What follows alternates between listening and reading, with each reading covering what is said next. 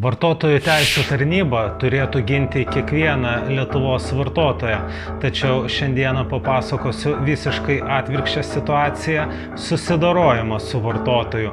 Štai čia bus dabar pateiktas atsakymas. Įvertinusi viešojoje erdvėje Elanko žinios ir civilinėje byloje nustatytas faktinės aplinkybės, kurios konstatuoja ir patvirtina, kad jūsų atveju šuo buvo perkamas siekiant įsteigti Cane Corso šunų veislyną, veisimui tarnyba daro išvadą, kad šuo buvo įsigytas ne jūsų asmeniniams namų ūkio poreikiams tenkinti, o dėl jūsų planuotos vykdyti ūkinės komercinės profesinės veiklos šuniukų veisimo ir pardavimo, todėl pagal nurodytą teisinį reglamentavimą jūs nesate laikomas vartotoju. Atsižvelgiant į nustatytą faktinę aplinkybę, konstatuotina, jog ginčas yra kilęs tarp dviejų verslo atstovų, todėl tarnyba nėra įgaliota nagrinėti kilusio ginčo tarp jūsų ir veislyno. Taigi buvo parašytas skundas ant oficialaus VMVT veisėjo, tarnyba priėmė skundą, pasisakė, kad taip, tai yra vartojimo pažeidimo skundas, viskas yra gerai, bet mes to skundo nenagrinėsime, nes tu esi verslininkas. Štai čia jų atsakymas. Taigi mane priskiria verslo subjektui, nors aš nesu verslo subjektas, tai yra, kad galima šitą informaciją labai greit sužinoti iš VMVT, tiesiog vartotojų teisių tarnyba kreiptųsi į veterinarinę tarnybą ir ar toks žmogus turi veisėjo numerį. Be abejo, tokio numerio nebūtų ir aš tokių veisėjų niekada nebuvau ir net negaliu tapti. Tada tarnybai siunčiu pranešimus, kad netgi iš vis neaišku, ar tas yra šuo tinkamas veisimui.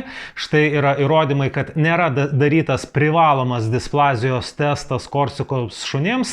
Tai pasisako Jakovo klinika, kuri yra vienintelė atlieka tokius tyrimus. Taigi tarnybai dar kartą sakau, aš nesu joks verslininkas, nesu joks verslo subjektas. Tai, kad ten išgirdo per televiziją, kad aš sakau, galbūt kažkada bus veisimas, tai vėlgi tai yra tik tai prielaidos, bet jokių konkrečių faktų, kad aš veisėjas nesu. To labiau, kai tas šuo iš manęs yra, mano pirktas šuo yra pavogtas, kai jam buvo tik 9 mėnesiai, sako, aš iš vis nežinau, kokia dabar yra situacija. Na ir toksai susidorojimas be abejo tinka specialiųjų tyrimų tarnybai, sako, ne, čia nėra jokio piknaudžiavimo, čia nėra jokių korupcinių atsakymų, tai yra viskas visiškai legalu, tai yra valstybės tarnautojas gali prisigalvoti visiškų įstatymų, kurių net nėra Lietuvos teisės registre.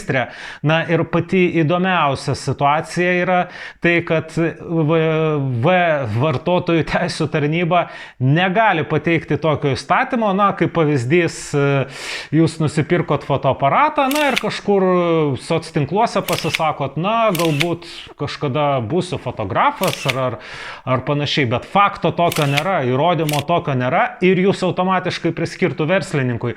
Arba dar sekantis pavyzdys, jūs einat lankyti futbolą į futbolo mokyklą ir sako, na ne, viskas, tu jau iš karto tampi profesionalių futbolistų ir tu profesionalaus futbolisto statuso.